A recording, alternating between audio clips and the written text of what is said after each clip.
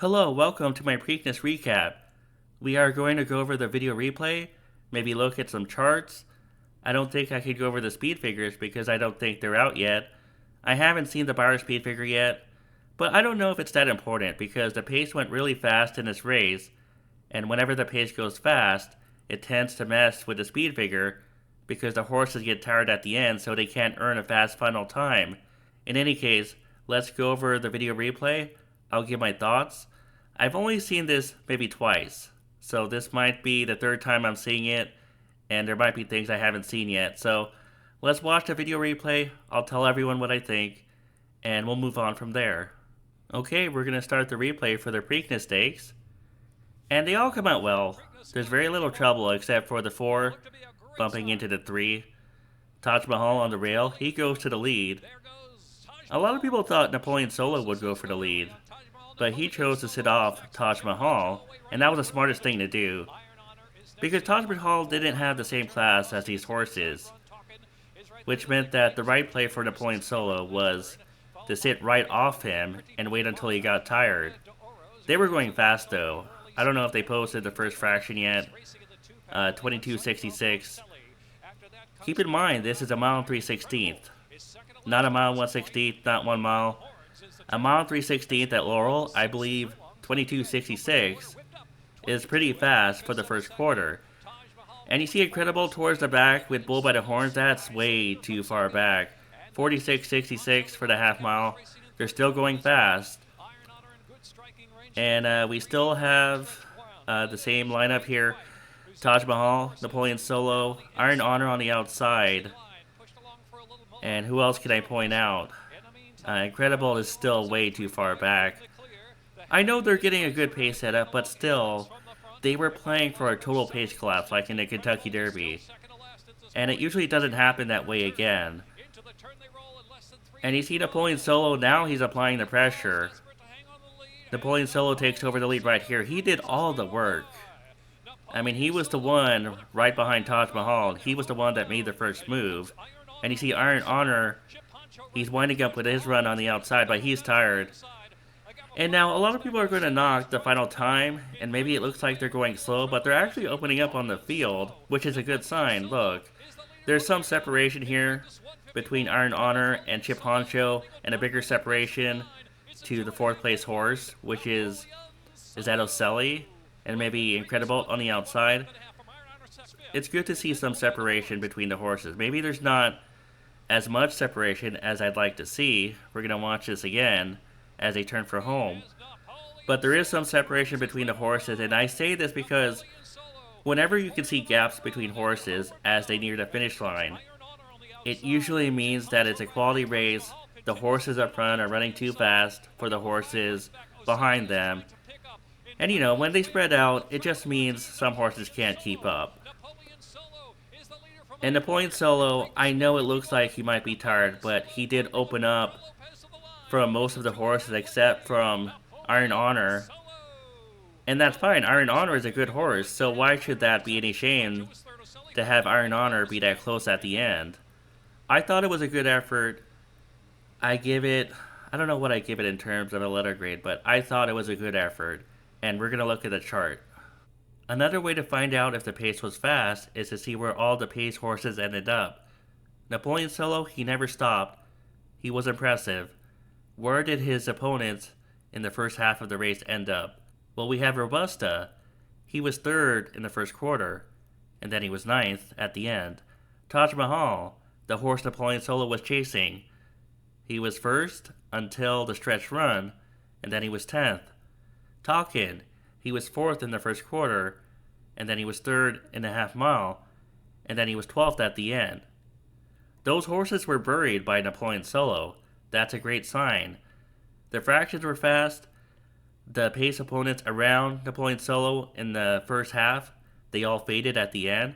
Napoleon Solo kept going. These are all great signs that Napoleon Solo ran a good race. I want to watch how Golden Tempo wins the Kentucky Derby again, and compare it to how Napoleon Solo won the Preakness Stakes. You see that Golden Tempo was weaving in between horses. He's going to switch to the outside. He had all the benefit of the pace because he was last most of the way. He just had to go to the outside and pass tired horses. And remember, Napoleon Solo had to endure the pace. Golden Temple didn't have to endure anything. He just had to pass the tired horses. Ocelli almost won this race. He was, what, a length behind? And in the Preakness Stakes, Ocelli wasn't close to beating Napoleon Solo, so I find that interesting. Ocelli was close in this race, but not the Preakness Stakes. Most people are going to say, well, he bounced. I've heard that term a lot. I'm not a big bounce guy. I think if horses are ready to run and nothing has changed, there's no illness or layoff or anything, then I think the horse should run the same race. And if Ocelli ran the same race in the Preakness Stakes, then Napoleon Solo was a lot better than him. But he almost won this race, and we have Incredible. He was a little closer in this race than in the Preakness. I was more impressed with Napoleon Solo. I thought he ran the better race. When you consider the pace scenario in the Preakness Stakes, and the fact that Napoleon Solo was right up there, to me, it was more impressive. Will Napoleon Solo win again at a longer route distance at the graded stakes level? I don't see why not. He can probably get up to 10 furlongs. In this race, a mile and 3/16, he held his margin over Iron Honor in the stretch run, a length and a half, and a length and 1/4 at the end. I don't think he was giving up that margin, even though Iron Honor sort of inched closer at the end. It wasn't by a lot.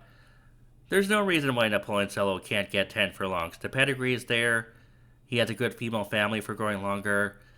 And in this race, visually, he gave the impression that he could get 10 furlongs. I don't see why not. He just won this race after enduring the fast fractions, and he still won it by a length and 1/4 over Iron Honor, so 10 furlongs shouldn't be a problem for Napoleon Solo if he tries the Belmont or the Travers. I'm not saying he's going to win those races. I don't know who's running yet. I'm saying he would be a contender maybe. I also want to talk about my final bets in this race. I want to explain the exacta box I added at the last minute. In my analysis, I had Incredible on top, and I picked Iron Honor second, Napoleon Solo third, and I think Ocelli was fourth in my analysis. And I thought I would key Incredible on top of Iron Honor and Napoleon Solo if I did an exacta, and I also singled Incredible in the Black Eyed Susan Preakness double. That didn't change. But when I was thinking about the exacta, I thought about it more. I was live to Incredible in the double, but I wanted something that would help me if Incredible didn't fire. And at the last minute, I just decided to box Iron Honor, Napoleon Solo, and Incredible. I thought I would put Incredible on top and key him on top, but I was looking at the payouts, and the payouts for Iron Honor and Napoleon Solo looked pretty good. And their odds were good too, 8-1, 9-1. I didn't think they would be that high. The public was betting in all different directions. The public was betting Great White down to what, 8-1? Talkin was 9-1. The Hell We Did was 9-1 or around there. Those were horses that should be double-digit odds, and that made the payouts on every other horse better. That's the only way I could explain it, I guess. So I did Iron Honor, Napoleon Solo, Incredible boxed. That's not the way I laid it out. I laid it out with Incredible keyed on top, and I wish I could go back and change it. It's just hard to make picks and bets before the race, days before the race, because I don't know what the live board is. I don't know how the public is betting, and that could affect my thinking. And I just wanted to explain that. To wrap this all up, I thought Napoleon Solo ran well. I'm not too worried about the final time. He endured the pace. He put away the pace horses. He held off Iron Honor. I thought it was a good effort, a good performance, and I expect him to win more important races down the line. I don't know if it's going to be the Belmont Stakes, the Travers Stakes, maybe something shorter, the Met Mile next year. We'll see. I don't know. I think there's a bright future for Napoleon Solo, no matter what kind of races he runs in. Thanks for watching my video. I'll be back soon.